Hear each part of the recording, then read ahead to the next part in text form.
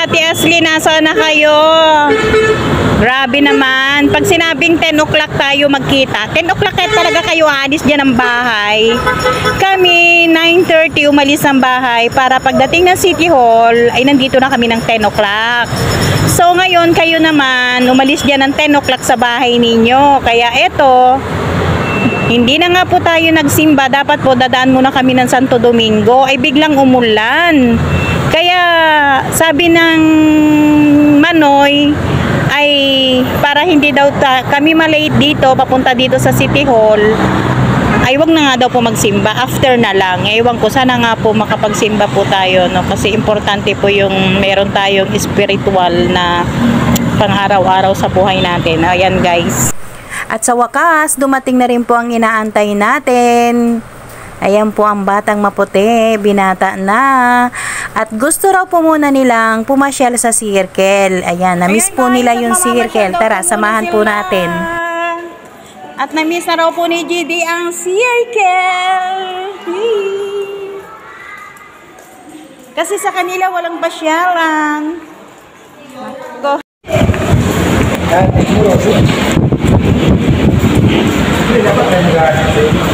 Tapos yung hindi sa rin pa rin, hindi sa rin. Ayan guys, at kami po muna ay namasyal-masyal dito sa circle. Ayan po yung gusto nung bata na yun guys, oh. Batang malaking tao.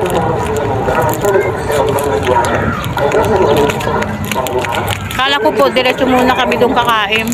Ay yung pala gusto muna nilang mamasyal dito.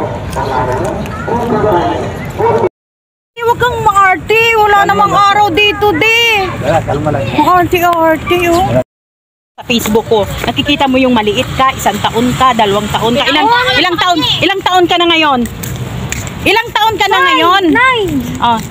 Anong 9? 9, magna-9 na ako. Hindi nga dati. Hala, mag-9 na si Gidi. Bakit wala kang happy birthday nung ano? Kaya si Jinloy nung 9, tapos after 5 years. Oh, diba? Binata na. Diba, de, biro ka nung 1 taon ka, nakalaki ka kay nanay, 2 taon na kay nanay ka pa rin, 3 taon. Tapos ngayon? 4 na taon. Tapos ngayon, noon, ang sweet-sweet mo ngayon, bitter-bitter ka na. Wow.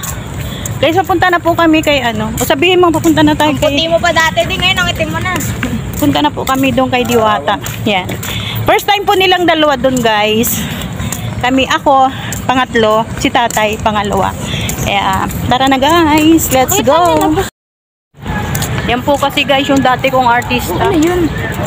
Yun. Parang may rally. Bakit? Rally yan eh. Matraffic yan. Ba't maghapon sila dyan sa kalsada? Umpisa hapon yan eh. Asprata, maghapon yan. Sauna na ngayon. Puno sa doon. Ano yun? Sauna. Magsasalita si Bongbong. Sino? Si Dudong? Sino magsasalita? Oh, di ba?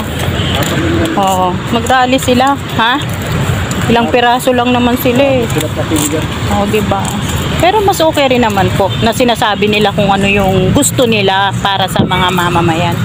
Pero napaka-imposible na po kasi gastos din po rin yan yung ganyan eh. Di ba?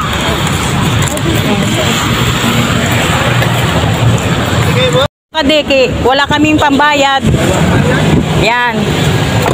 Mama, si JD po ibayad namin ha. Maputi yan.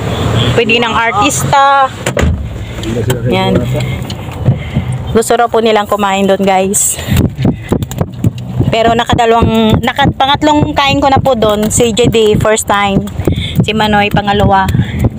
Malaki yung chicken nila guys. Ay tuturo po nila sa'yo na nasa ni Manoy nandyan sa unahan.